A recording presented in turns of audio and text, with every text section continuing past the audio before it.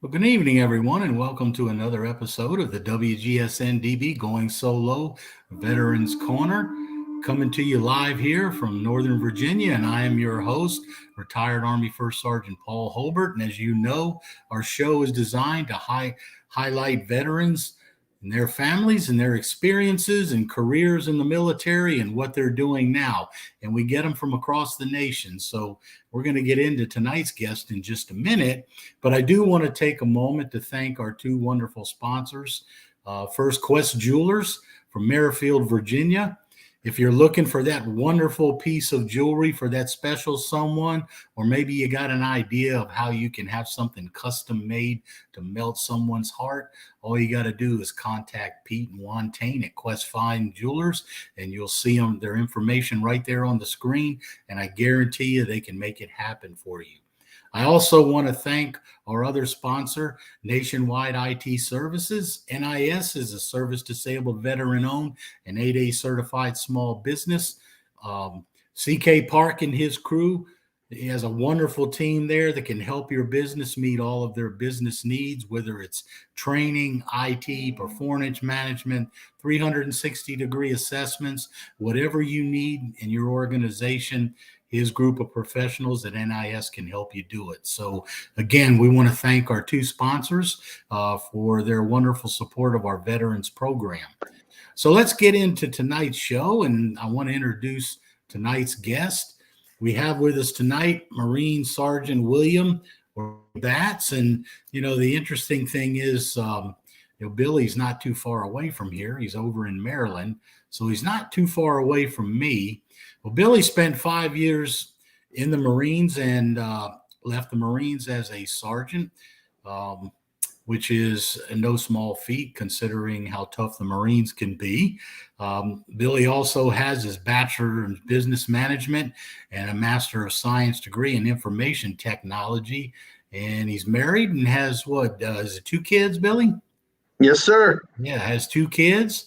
So he's now trying to enjoy life after the Marines with his family. So welcome to the show, Billy.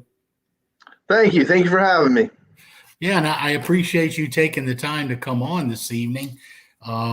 We always get how can I say, a menagerie of guests on the show, from all the different services, and something I'm still trying to rectify a little bit. I'm trying to get a few more female veterans on. They're a little more hesitant to participate than us guys are, but it's always good to get someone from the Marines as well as we do the other services. And so I want to ask you, you came into the Marines fairly young, and what made you decide to join the Marines? How did you get in? Well, it's kind of an interesting story. It wasn't on my radar, so to speak. I graduated high school, and I thought I wanted to own my own automotive paint and body shop. I got a job at a local paint and body shop for a new car dealership, and they were quite busy. They had a lot of new car dealerships in the area, and they fed all their work to that one. And after doing that for a little while, I realized there was just something missing. There's something more important, that I wanted to do. And I was just sitting there one day in my apartment, and I got a phone call from a recruiter. Evidently, one of my buddy's younger brothers was dodging a recruiter at high school and gave him my number. I showed it. I thought to myself, hey, that maybe that's something. Went in there and talked to a recruiter. Next thing you know, I was joining. So the next thing you know, that's pretty interesting that somebody else dropped a dime on you and gave a recruiter your number. I have not heard that one yet. That's pretty interesting. I've heard a lot of stories of how people got into the service, but I hadn't heard one quite like that. So what did you think when you got in? I mean, I remember when I went to basic training and my first experiences there. What did you think when you first got to boot camp? I kind of had mixed emotions. I was young, but like a lot of service members, the majority of them, I imagine, go in right out of high school. So I had a year under my belt out in the civilian world, working multiple jobs, and things weren't going quite how I liked them. And so in a sense, there was a lot about boot camp that didn't seem that bad, but the lack of knowledge of what was next and what was truly expected of you and what it was going to entail was kind of, and I guess frightening and worrisome. Would I be able to make the cut, so to speak? And but then when it's over, you're like, well, it wasn't that bad. Yeah, it always seems to be like that when you're looking at it in the rearview mirror, doesn't it? Yeah. You look back on it and you're like, wow, this is the easiest time in the Marines was boot camp. Yeah, because I was similar. I actually didn't go in until after I had spent 2 years in college, and then went in when I was almost 21. So I was like you. I went in, just a year or so later. And in fact, me and one of the other guys in our platoon, our nickname was the Old Men. Yeah. Because we were 20. So yeah, just like you said, most of them were pretty young kids. Mm-hmm. You got out of where did you go to the boot camp? I went to boot camp at Parris Island. Okay. And went to combat training in Lejeune at North Carolina. Okay. And did some of my MOS training for aviation maintenance down in Pensacola, and did a specialized training for advanced composites in Oceana, Virginia, right next to Norfolk. Okay. And my first duty station was right back at Parris Island, right next door at Marine Corps Air Station, Beaufort, South Carolina. Oh, yeah. So you're familiar with Cherry Point and some of those other places, right? Yes. One great thing about being in the Marines, and especially in aviation maintenance, they send you to a lot of schools, a lot of training. And I was stationed down in Beaufort the first year, might have been a hair bit more, but they sent me to Cherry Point quite often to rack up different schools, paint school, weld school. Went to a couple different weld schools, which was really great, really great. That's how I ended up getting stationed over in Okinawa. Well, I think it's kind of interesting because we have a couple of Marines in our family. One of our boys, the younger one, spent 5 years in the Marines, and of course he was in aviation mechanics for the Marines. And then my brother-in-law was a 23-year career retired Marine, and he did the same thing. They were aviation mechanics, and they spent a lot of time at in South Carolina stationed there. So I'm not sure what it is with you guys that draws you to aviation, electronics, and mechanics. How did you end up in that? Well, kind of another interesting story from the recruiter. I showed up at the recruiter station, and I had that sense of purpose, that dedication to to the country, to our state, I guess, and I thought, I want to be a police officer. I want to be a military police officer. And one of the recruiters chimed in and said, "Hey, that sounds like a great job. However, there's no crime on base. On Christmas, you're going to be at the gate guard." Yeah. And I said, "Oh, yeah, when you say it like that, it kind of sounds a little different from what I was thinking." And the other recruiter was an aircraft mechanic. And I told him how I really enjoyed working on cars, and I work at auto body, and I really enjoyed that. I don't know, felt like something was missing. And he said, "Well, you can help support our country and maybe do kind of auto body stuff, but on aircraft, you can." I mean, planes need to be repainted. That's what he did. He said basically can break the airplane in 3 sections. You got the engine itself, the power plant.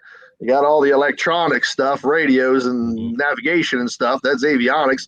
And then everything else is airframes. That's us. We kind of, fix everything. I said, wow, that actually sounds really interesting. And so I requested that, and they Marines, for the most part, try their hardest to give you what you asked for. Yeah. And I guess I got lucky, and I got what I asked for. Yeah. So you spent your entire time in the Marines in that particular field, right? Well, pretty much. When I got to my first duty station, back in Beaufort, South Carolina, I was a hard charging a killing machine that can buck rivets all over the aircraft, and I made it in my job for about a couple of months, and I got what we call fapped out, temporary duty on base. So I had to be the base lifeguard for the first couple of months there. But other than that stint, I was pretty much an airframes mechanic, and then a welder, and and that sort. But hey, it wasn't that bad. All the other guys didn't like the idea. I was watching when they asked for volunteers. I saw the senior lance corporals that hadn't quite picked up corporal yet, and I saw they all didn't want the job. They said, "Oh, that's horrible." So I didn't volunteer, but I was a junior man, so I got stuck with it. But it wasn't that bad, You were kind of voluntold, as they say. Yeah. But I got really tan. Oh yeah, I can imagine. Well, I know that you guys usually spend places or spend how can I say stints at certain places or out in the fleet, but you also had a chance to serve overseas in a place where my brother-in-law spent some time, and that's in Okinawa. So tell us a little bit about that. How did you like that experience? Well, Okinawa, that one I volunteered for. One of Yeah. those senior lance corporals was having some difficulties at home. And, as service members, probably in every branch, you got to pick up and move to where the branch needs you. And, so we were discussing it. My staff NCO was telling us, it would be good of one of you to step up and volunteer for this. So it would, he could stay here and work on his family. So Yeah. I volunteered for it, went over there.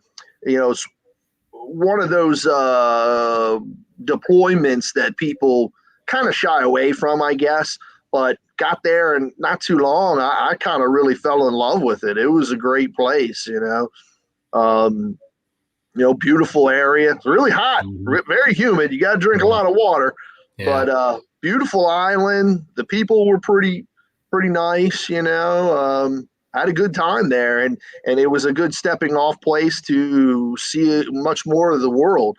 While I was there, I ended up deploying with the Marine Expeditionary Unit and traveling all over the world. Across the equator, got my shell back, and got Okay. down to Australia and Philippines, Thailand, Hong Kong. Got to see a lot of stuff.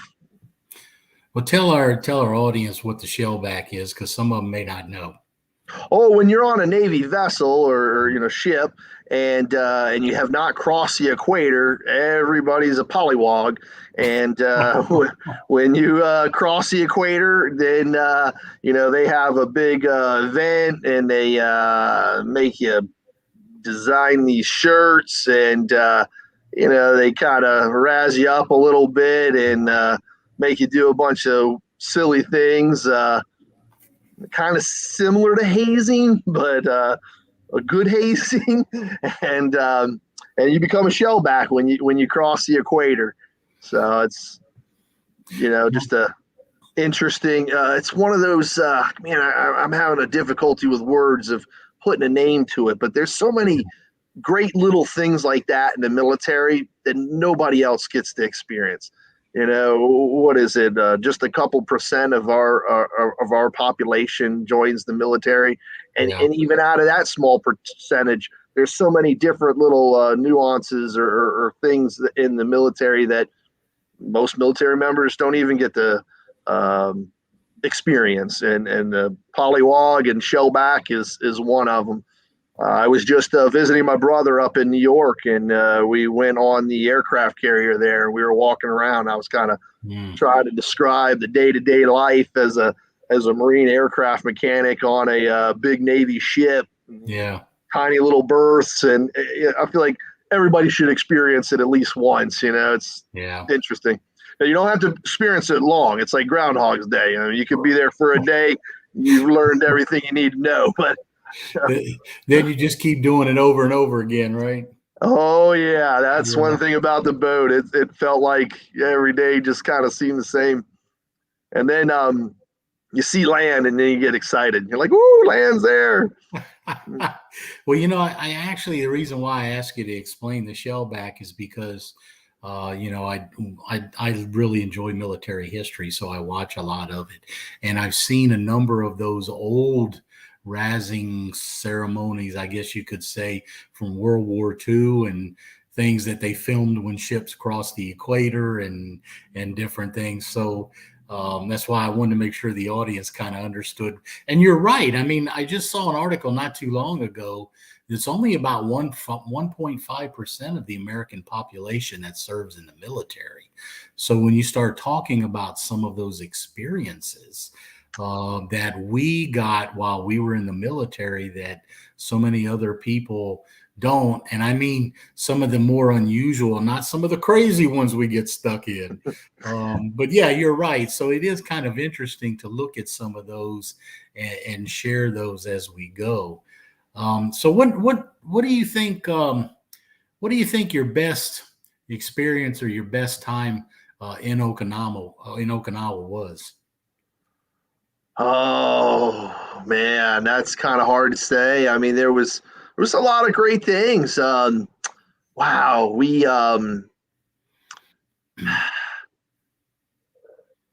went fishing. Yeah. One of the Marines organized a big fishing trip, and we chartered these boats. They were probably 30, 40 feet, and it took three of them to take us out. And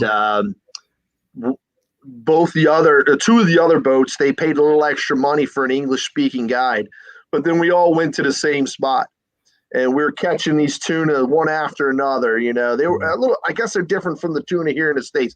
These things were probably like 18 inches, but they were good fish. It was a good fight. We're all having a good time. And then our captain is communicating. We're playing charades, trying to figure out what he's saying. He wants to go. And everybody's like, "No, we're having a great time. We're catching fish one after another." And I say to the guys, "Hey, if this is what he does for a living, if he's saying to leave this, imagine what we're going to."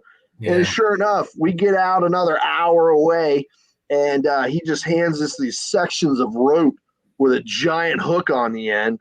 He Oh starts Lord. cutting the tuna up, putting a tuna on there, chunks like the Ooh, size of your fist, and we start pulling up mahi mahis, like 4 or 5 feet long, one after another.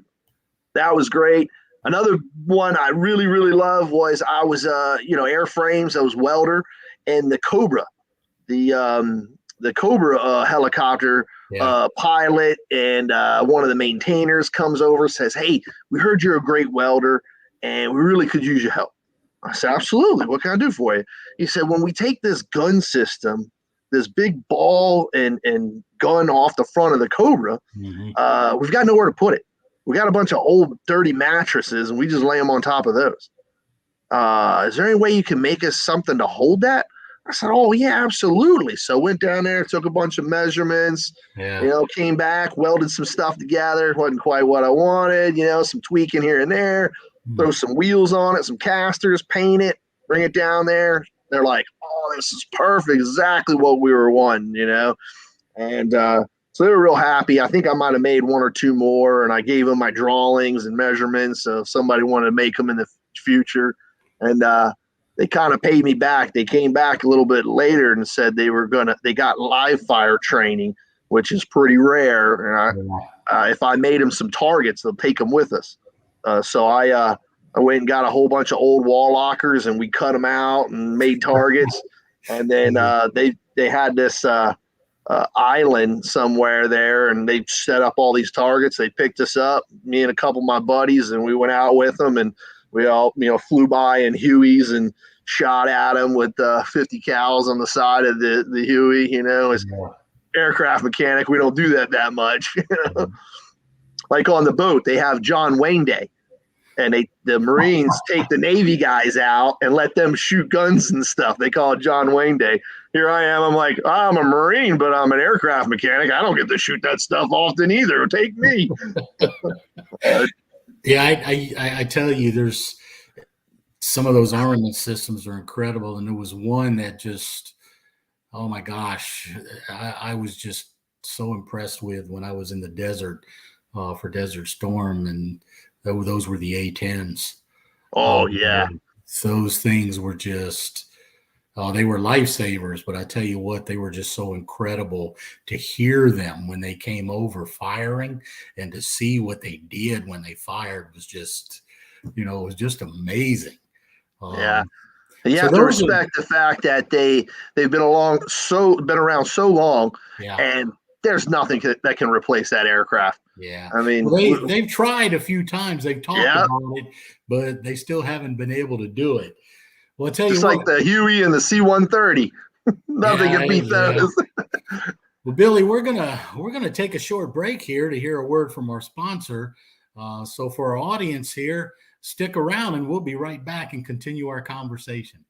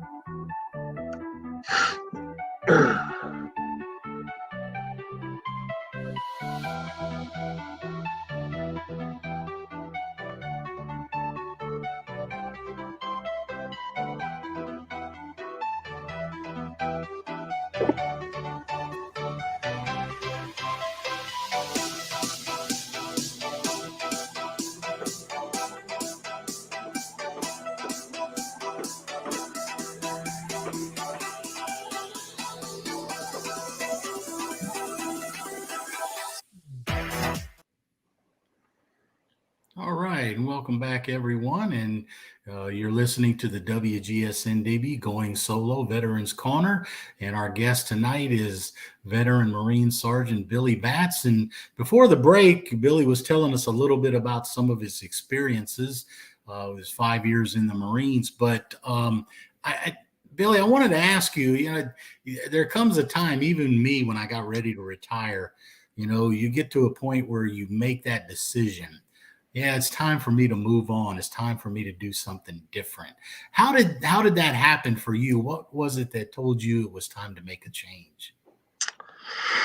Well, wow, that's a difficult one. I hate to say it, but I kind of struggle with that question to this day. I really didn't want to get out.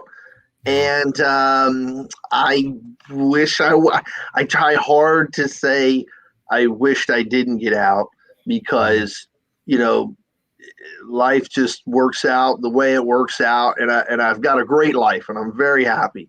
Yeah. However, the circumstances around me is I was in Japan for a long time. It was like 3 years straight, and I hadn't been home. No leave while I was there. And, I was really itching to get back. I put in for reenlistment, and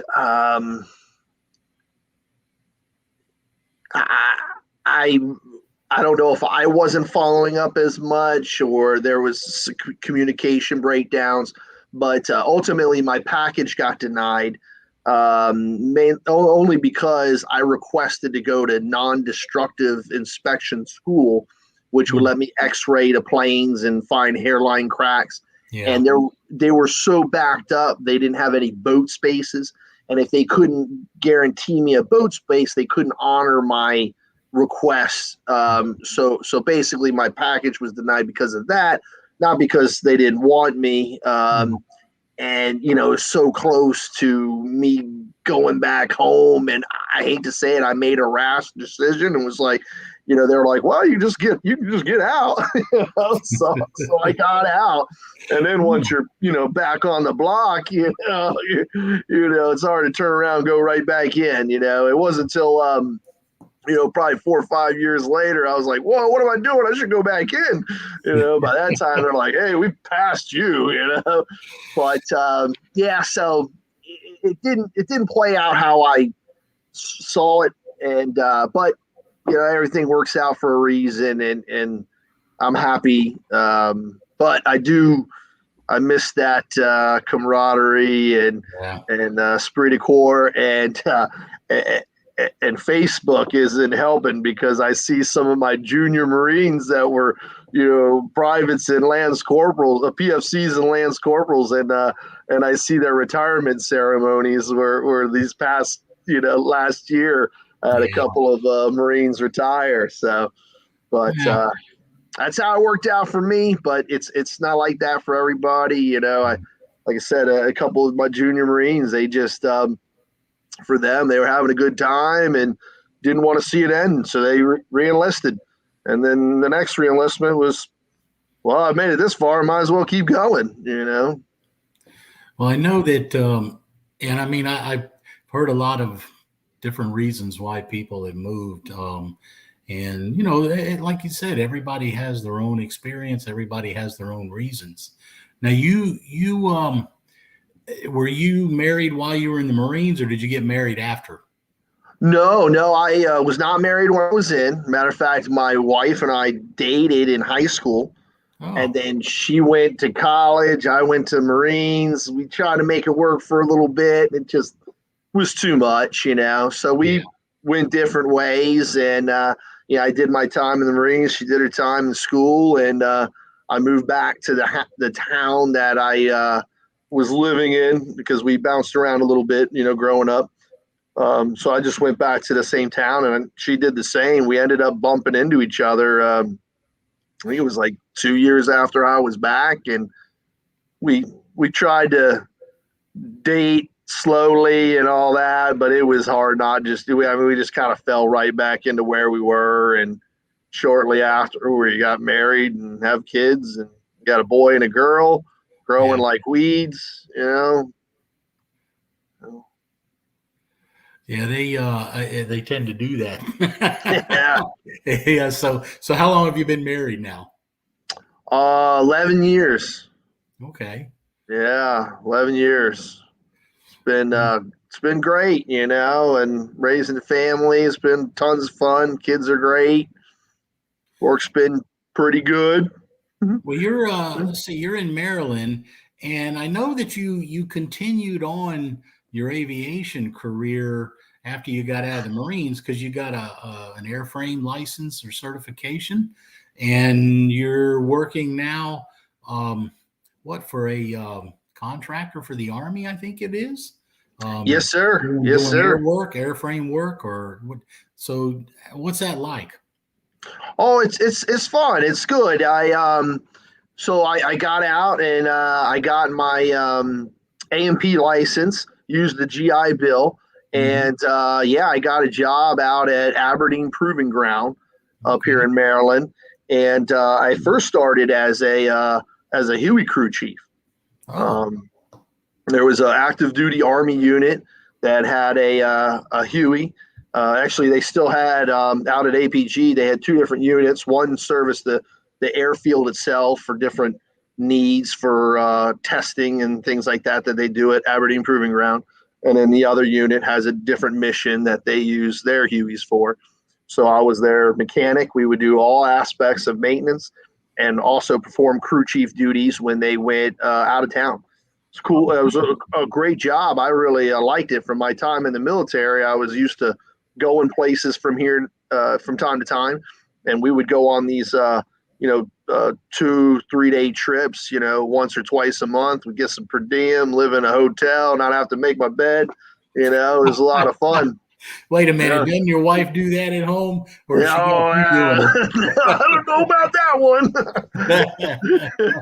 Well, that's kind of interesting. I didn't realize that they used civilian crew chiefs like that. I didn't realize that. Yeah. Actually, that unit, that entire both units there, the one that serviced the base, the Aberdeen Proving Ground, and the other the active Army unit that I was with, they actually all of them are Department of Army civilians. Okay. So they're actually federal employees. Yeah. And most of them are all retired. They did their time active duty, retired, and now they're federal employees. And then, I guess so. At Aberdeen, I guess I can see that. Yeah. Yeah. And then that job, they actually got rid of all the Hueys. They bought some LUHs, these smaller helicopters. And then when that happened, I switched over. That same unit has a fixed wing plane called a C-12. And basically our unit to there is a little odd. The contract I'm with now is the Army C-12 program, which is basically all the National Guard planes. So every state has a C-12, and they use those planes to shuttle around, whatever they need, supplies, people, anywhere from generals to, a handful of corporals or sergeants to go to training, whatever it is they need to do. And that's what I do now. We maintain those planes for them, which is still really great because I just have a couple of planes that keep after here at Aberdeen. But then every now and again, because this is the entire Army, we have sites in every state and a handful of places around the world. So I still get to go do some interesting things from time to time. We had a plane get hit by lightning in Gitmo. So I got to go to Cuba and experience that base. That was kind of fun. Korea, South Korea. I haven't gone to Germany yet. Everybody loves Germany, but I guess one day. Oh, that's interesting. Yeah, I mean, it's good that you still get a chance to go around. I know I spent almost 9 years of my 21 years in the Army in Europe. So I kind of homesteaded there, I guess you could say, for part of my time. But, that's always part of the lure of, and I guess you could say one of the rewards of spending time in the military is, all the different places you get to go and all the different places you get to experience. So it sounds like you're still dead in the middle of it. But, keeping busy like that, and you're still around the military, so you're still serving the country in some form or fashion with the work that you're doing. But with your wife and your kids and things of that nature, I'm sure there's things that you guys like to do. So what are some of the things that Billy likes to do when he's not working? Oh yeah, one of my I guess flaws is there's a lot of things I like to do when I'm not working. I just need to not work as much so I can do those things. Yeah, I'm with you on that. Well, right now it's summertime and I love boating. I love being out on the water.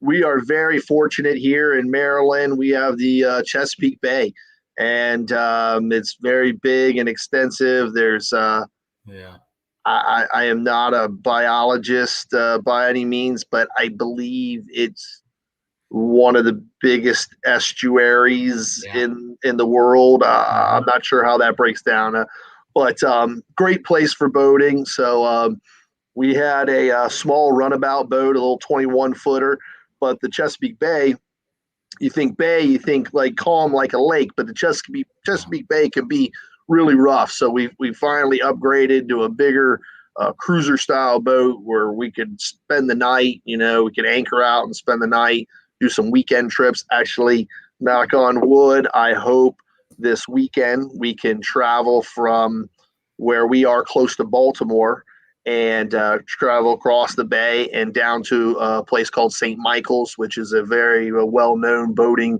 stop. So hopefully do that. Support my wife. She's running a half marathon down there. So we're going to go cheer her on and pick her up and spend the weekend there. And I also love motorcycles. I got a pretty cool little motorcycle. It's called a dual sport. So it's basically a street legal dirt bike. So I've got I go dirt biking in the woods. I like to do a lot of trail rides. And then during the week, I have a smaller set of wheels that have street tires on it. I swap it, and then it's called a supermoto. So, and then I drive that, to and from work, and I don't go to any shipping docks and like do wheelies and jump off the docks and things like that. You're like me. I developed a love of motorcycles when I was in high school and had my license since I was 16 and owned a number of them. Oh, there you go. Yeah, I mean, I don't ride anymore because my knees are too bad, and I just had one of them replaced, but knees won't let me do that anymore. But I used to love the dirt bikes, the enduro bikes, riding the trails through the woods like you're talking about. So, yeah, it's some fun times. So you guys like you spend time on the boat, and you were fishing in Okinawa. I'm assuming you get to do some fishing too with the family, or? Yeah, we are doing some fishing. I haven't dedicated enough time to really get good at the fishing here in the Chesapeake Bay. I'm really hoping this year, or summer is ending quick, but maybe next year we can get after those striped bass in the Chesapeake Bay. But one thing we're pretty good at is crabbing. Maryland's known for crabs. Yeah. And we do that a lot. I really enjoy that. We've got our legal limit of crab traps, and we go set those out, and you come pick them up with a boat. And it's not like you see on the shows in Alaska where the crabs get in there and they get stuck and they can't get out. You pull it out. That's how the commercial fishermen do it here, and the non-commercial, residential, I forget the term of it, but we have these traps that collapse down, so the crab can come and go as he pleases, and you have to get lucky and pull the rope up and close it up and bring it up, tap them out, and they're getting scarce, so it's getting harder, but we still get enough of them, and it's a lot of fun doing it. There's another method with a trout line, and you put a big long line and bait every so many inches, and you pull the line up and you just scoop them off the bait, as you go along. And we've gotten pretty good at that. And although I'm going to stop, I like to let the crab pinch me, and so the kids are less scared. However, my father got pinched this year, and I guess he didn't wash it out real good, and it got infected, and it's not looking very good. So maybe I'm going to stop letting the crabs pinch me, because they do break skin every now and again, especially the babies. The babies got really sharp claws, but it hurts. But I just make it look like it doesn't. Kids get a lot of oohs and ahs over it. Yeah, I mean, that's probably not a good idea to continue that, especially with that happening. It sounds like that, from your time in the Marines, you really enjoyed what you were doing, even with the decision you made to leave the service. You've continued your career in aviation, working for the Army now, and enjoying what you're doing. You've got a nice family, you've got kids. You're living what appears to be a successful and enjoyable life. So, that's a really good story to share with the rest of our veterans and our audience, for them to know that, there's life after that uniform. But I want to ask you before we close out the show, there's one question that I would like to ask you, and I'd just like you to share your thought with the other veterans or the audience. If there was one particular thought that you think you could share with our veterans or with our audience in general, based on your experiences, what would that be? Well, again, that's another tough one. There's so many things that I'd like to touch on and say, but I guess one of the things that I was affected with recently is take care of yourself. Hmm. Really take care of yourself, and no matter what that means for you. Everybody's different. For me, I've had a little bit of I say a little bit, but I've had a decent amount of pains and complications from service related illnesses. Yeah. And when I got out, the VA said, "Oh, those are no big deal, 0%." But they did recognize that I had those items, and I thought to myself, I'm an air winger. I don't really deserve anything. And they said 0%, and here it is. Fast forward, it's you know a long time later, 10, 15 years later, and these things are bugging me more and more. And, I eventually went to the VA just here recently, a few months ago, past 6 months. And right off the bat, they were like, wow, yeah, if you're having pains like that, we need to reevaluate you, Yeah. and, for all of those items. And they did, and quickly realized, wow, these are, that's you shouldn't have these pains and discomforts and things like that. And they, upped my my disability and my benefits, and got me set up with doctors to be treated and everything. So Yeah. the VA, I would imagine, is rapidly changing Yeah. for the better. So take care of yourself. Don't say things to yourself like I did, like, oh, you're just an air winger. I wasn't the guy running through the sand, taking shrapnel. So I shouldn't be looking into that. You should look into that. And other things like the GI Bill. I mean, a lot of the things that I have today are, greatly because of the GI Bill. They did the post 9/11 and paid for my schooling. I got degrees out of it, and they even helped me out with housing assistance money while I was there. So, I could, go to school and pay my rent and all that. And, and there's a lot of mental health things, going around nowadays. Take care of yourself. I mean, there's veterans and even people that aren't veterans that care. Don't go it alone. Like seek help, or just talk to somebody. I just randomly met a veteran the other day, and his career ended earlier than he wanted to. He was going to go the whole 20, and at 15 years, he developed some medical problems, and he was forced out. The VA's taking care of him. They thought they were going to have to do some really difficult surgeries on him, but through other doctors and things like that, they were able to find alternative treatment methods, and he was able to continue on. But unfortunately, because of the medications and things, he wasn't allowed to stay in. So, and I don't know, quickly into talking with him, we developed that bond, and, but I could tell that he was kind of hurting a little bit. So, hey, we exchanged numbers, and I'm sure we'll be friends for life, Well, you know what? I got to tell you, that's excellent advice, having gone through all that myself as I got older. So I want to thank you for that, for sharing that with the audience, because that is excellent advice. Very good advice.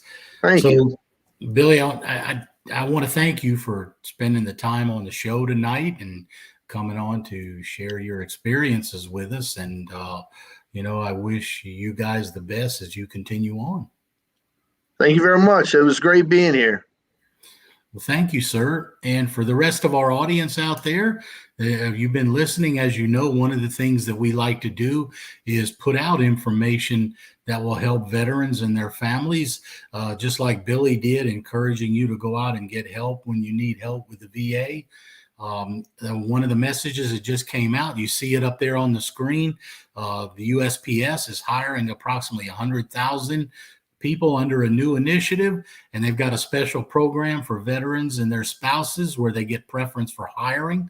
So you'll see the website right up there on the screen. For those of you that are interested, if you go to the VA website, you will also find this program and this information. So I encourage you to do so. Again, we want to thank our guest tonight, Marine veteran Billy Batts, and thank him for coming on and sharing his experiences. For the rest of you veterans out there, we also want to say thank you to you for your service and for your families who served with you. And we also want to encourage you to come back. You've been listening to the WGSN-DB Going Solo Veterans Corner. And we hope that you are out there living your best life. And thank you. And we hope to see you on the next show.